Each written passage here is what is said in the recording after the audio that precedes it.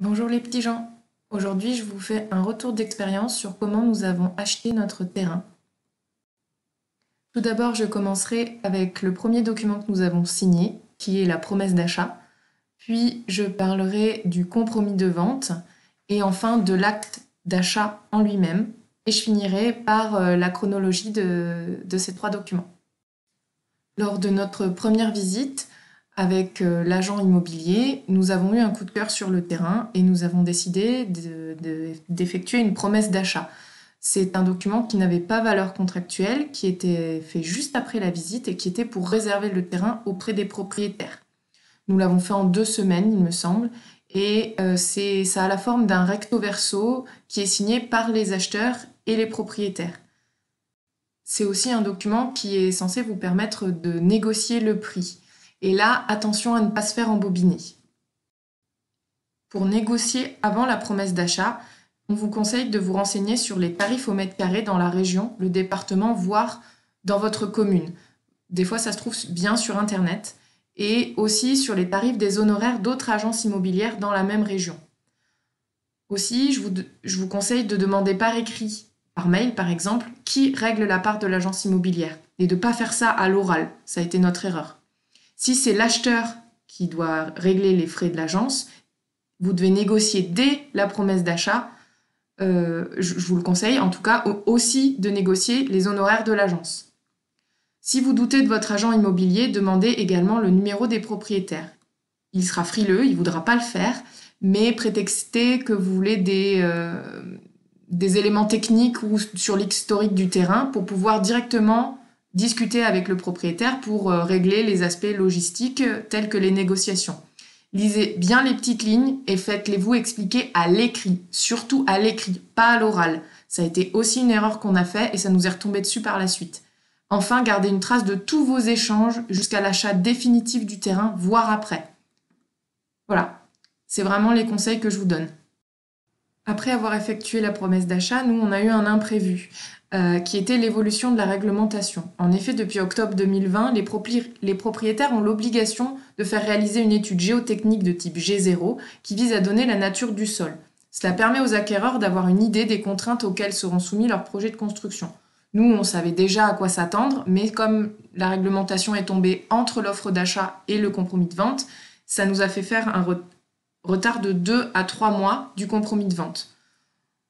La conclusion des études géotechniques était que on avait des argiles à fort potentiel de retrait-gonflement, mais je le savais déjà de par mon métier et c'est des informations qu'on peut trouver sur les sites Infoterre et Géorisque. Cependant, ce type d'étude G0 peut révéler des anomalies sur le terrain qui ne sont pas visibles à grande échelle, donc c'est une bonne chose. Mais voilà, nous, on n'y était pas préparés, donc ça a reculé le compromis de vente de 2 à 3 mois. Comme je l'ai évoqué précédemment, nous, lors du compromis de vente, on a eu quelques soucis, notamment sur des négociations avec l'agence immobilière, car lors de la promesse d'achat, elle nous avait dit que les 500 € d'honoraires qui étaient écrits avaient été vus avec le propriétaire et que c'était normal parce que ça avait été vu avec le propriétaire et qu'on n'avait pas notre mot à dire. Mais tout ça, il nous l'a dit oralement. Par mail, nous avons demandé des précisions sur la fausseté des études géotechniques et l'agent, il nous a renvoyé vers les propriétaires. Du coup, nous avons contacté directement les propriétaires et ça, c'était chouette. C'est un très très bon feeling, c'est très bien passé. Et c'est comme ça qu'on a appris que le propriétaire, avant le compromis de vente, souhaitait négocier les honoraires car l'agent immobilier n'a absolument pas suivi la vente et nous a mal guidés assez régulièrement. Sauf que l'agent, il a rétorqué que c'était à nous de négocier et que c'était trop tard parce qu'on avait déjà écrit dans la promesse d'achat que ces 5 000 €, ils étaient OK. Bref, après de multiples échanges et un appel au directeur de l'agence, nous finissons par obtenir 1 000 € de remise, moitié pour nous, moitié pour les propriétaires. Donc c'est quelque chose qui nous a pris énormément d'énergie, beaucoup de stress et vraiment je vous conseille de toujours noter par écrit et on a été trop naïfs envers l'agent immobilier, on s'est fait totalement avoir là-dessus. N'hésitez pas à faire valoir vos droits, c'est pas parce que vous achetez un bien et que vous voulez absolument ce bien que l'agent immobilier il peut faire ce qu'il veut avec vous. Non, voilà. Alors, je pensais que c'était qu'un mythe, que tous les agents immobiliers étaient pas comme ça. Bon, on est tombé sur un comme ça. Il n'a pas du tout suivi le dossier. On était très mécontents de la prestation. Donc voilà, méfiez-vous. Et surtout, même si vous pensez que le feeling passe dès la première visite, n'oubliez pas que c'est des professionnels et que vous, si c'est votre premier achat, vous risquez de vous faire avoir. Donc toujours passer à l'écrit dans vos échanges, vraiment à l'écrit. Bref, après toutes ces péripéties, on a eu un rendez-vous début 2021 chez la notaire, Madame Desmaisons. L'ambiance était assez tendue à cause des négociations houleuses qu'il y avait eu avec l'agence. Donc, au ce rendez-vous, il y avait l'agent immobilier et les deux propriétaires et nous-mêmes. La notaire a été super sympa, elle nous a aidés à gérer vraiment même les négociations, elle nous a laissé négocier dans son bureau les dernières minutes. Puis ensuite, elle nous a fait la lecture de l'ensemble des documents et la signature du compromis de vente, qui nous avait été envoyé quelques jours avant par mail, et les différentes annexes concernant les risques et la réglementation sur différents points.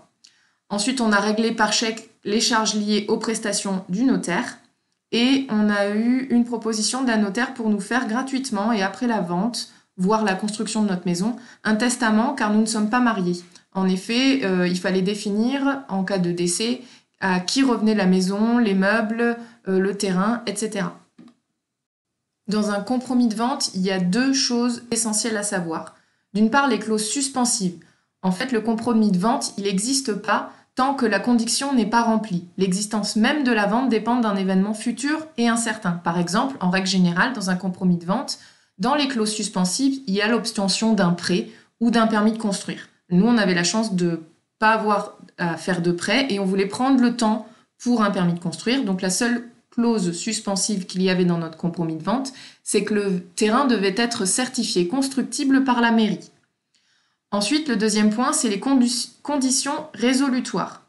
Ça veut dire que le compromis de vente existe, mais si la condition se réalise, la vente peut être résiliée. Par exemple, nous, dans notre cas, on voulait qu'aucun arbre ne soit abattu avant la vente. On voulait garder l'ensemble des pommiers qu'il y avait sur le terrain. Donc on a mis en clause, en condition résolutoire, aucun arbre ne devait être abattu sur l'emprise du terrain. Après la signature du compromis de vente, on a dû attendre que la mairie réponde à un formulaire qui fixait les règles d'urbanisme pendant 6 mois et qui nous disait si notre terrain était constructible ou pas. On a eu un imprévu, c'est-à-dire que le terrain étant à proximité de terres agricoles, l'organisme, la SAFER, avait 2 mois pour faire savoir son droit de préemption sur le terrain. Donc on était obligé d'attendre ces 2 mois réglementaires et si il ne nous préemptait pas le terrain, on pouvait signer notre achat de terrain. Donc la signature a été repoussée d'1 mois par rapport à nos prévisions. Lors du rendez-vous chez la notaire, il y avait encore les propriétaires, l'agent immobilier et nous. Elle nous a lu l'ensemble des documents, puis on les a signés. Il n'y avait pas eu de surprise parce qu'on avait eu les documents quelques jours avant, on avait pu les relire. Et donc, si j'avais des conseils à vous donner, ça serait au niveau de l'orthographe de vos prénoms, lieu de naissance, la vérification de tout ce qui est date, donc le contrat de Pacs ou de mariage, vos dates de naissance aussi. Et puis le conseil aussi classique, c'est de garder le contrat en format papier et numérique au cas où il y a un souci, vous perdez l'un ou l'autre. Et les points contractuels importants, de mon point de vue, sont les servitudes éventuelles. Nous, il n'y en avait pas, mais il peut y avoir un droit de passage par des voisins qui sont derrière vous ou par les services de l'eau, par exemple, si une canalisation traverse votre terrain. Les montants divers, que ça soit le montant du terrain, les parts du notaire. Les parts du notaire sont rarement négociables, hein. Nous, on n'a pas négocié en tout cas. Et le montant de l'agence immobilière. Et enfin, la délimitation du terrain. Assurez-vous qu'il y ait bien les bornes, que ça correspond bien à ce qu'on vous a dit. De notre côté, il n'y a pas eu de souci parce que le géomètre était passé juste avant pour effectuer la division de la parcelle.